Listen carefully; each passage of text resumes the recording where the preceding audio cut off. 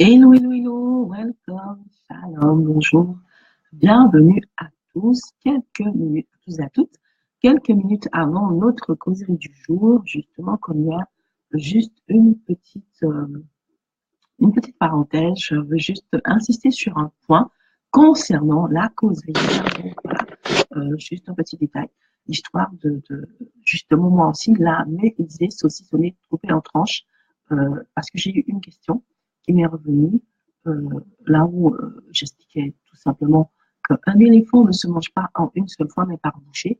Et donc, par rapport à cette vision que nous avons, que tu as pour 2018, ce qu'il faudrait, c'est couper en tranches, donc en lamelles, ce que j'ai appelé lamellisé. Donc, hier, j'ai expliqué que, voilà, qu'il fallait que notre vision soit lamellisable à souhait, coupée sur plusieurs étapes, plusieurs périodes, plusieurs saisons. Et la question qui m'a été demandée, donc, ces objectifs, puisque j'ai parlé d'objectifs SMART hier, euh, combien d'objectifs qui veulent se fixer par an. C'est vrai que j'ai pas développé cela hier, tout simplement parce que, comment expliquer cela? C'est-à-dire que lorsqu'on fait du développement personnel, on nous dit souvent que le maximum de 3 objectifs, c'est l'idéal par période, tout simplement pour ne pas se disperser, pour ne pas s'épuiser au caisse. Maintenant, moi, je sais que dans l'accompagnement que j'ai l'occasion de faire avec des profils différents, ça dépend vraiment des personnes.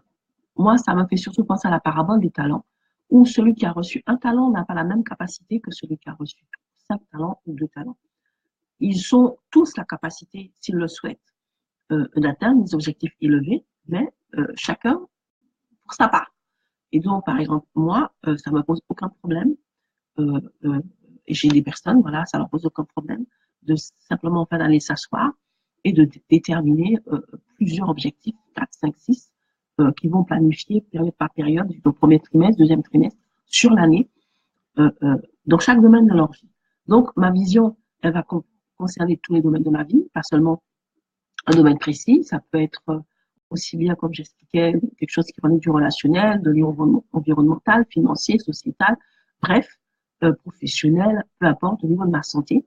C'est toutes les bonnes résolutions que je prends pour changer ma vie et vraiment m'ajuster et coller à la vision que j'ai de moi, la vision que j'ai de la vie idéale, le concept de vie idéale que j'ai, l'amener à l'existence et quoi suffisamment pour y travailler. Et donc, ça dépend vraiment de cet objectif-là. Certaines personnes aussi peuvent être très, très, très éloignées de cet objectif. Et donc, elles vont l'améniser sur un temps plus long. Et ensuite, effectivement, ce sera selon leur capacité. C'est cela qui va déterminer le nombre d'objectifs à l'année, étape par étape. Et donc, vraiment, par rapport à ça, moi, je conseille le plus souvent de se faire accompagner. On peut avoir quelqu'un qui nous aide à bien déterminer les choses. Des fois, on a du mal à les formuler, à vraiment les exprimer pour ensuite les écrire. Donc, on peut se faire accompagner. Donc, vraiment, le nombre d'objectifs est pour moi quelque chose de subjectif et de personnel, mais il est coutume de dire 3 objectifs par période. Par exemple, je peux déterminer 3 objectifs par trimestre ou voilà par semestre. L'aménisable, ça veut dire justement une vision globale que j'ai pour ma vie. Je vais la couper par section, je vais la lamelliser par lamelle, et donc ça va être divisé par année. Donc ce sera certainement mon objectif à atteindre dans tel domaine sur tel nombre d'années, sur tel domaine tel nombre d'années. Et pour chaque année, je vais découper en semestre, en trimestre, comment dirais-je, en mois, en semaine. Voilà, je vais vraiment euh, euh, je cherche mon mot, je vais vraiment, comment dirais-je, faire les choses étape par étape. Ce qui compte, c'est que je sache quels sont les pas quotidiens, quelles sont les étapes quotidiennes qui m'amèneront chaque jour, chaque semaine, chaque mois, chaque trimestre, chaque semestre, chaque année, à me rapprocher et à amener à l'existence mon projet, ma vision globale. Voilà. Et donc, c'est un peu de la logique. C'est un peu la logique. Hein. Je donne un peu l'image de l'architecte. Ce matin, j'ai du mal avec les mots.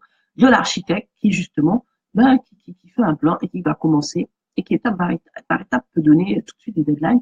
L'objectif SMART, immesurable et temporel. Donc, il donne des deadlines. À telle date, tu auras telle avancée des travaux, ainsi de suite.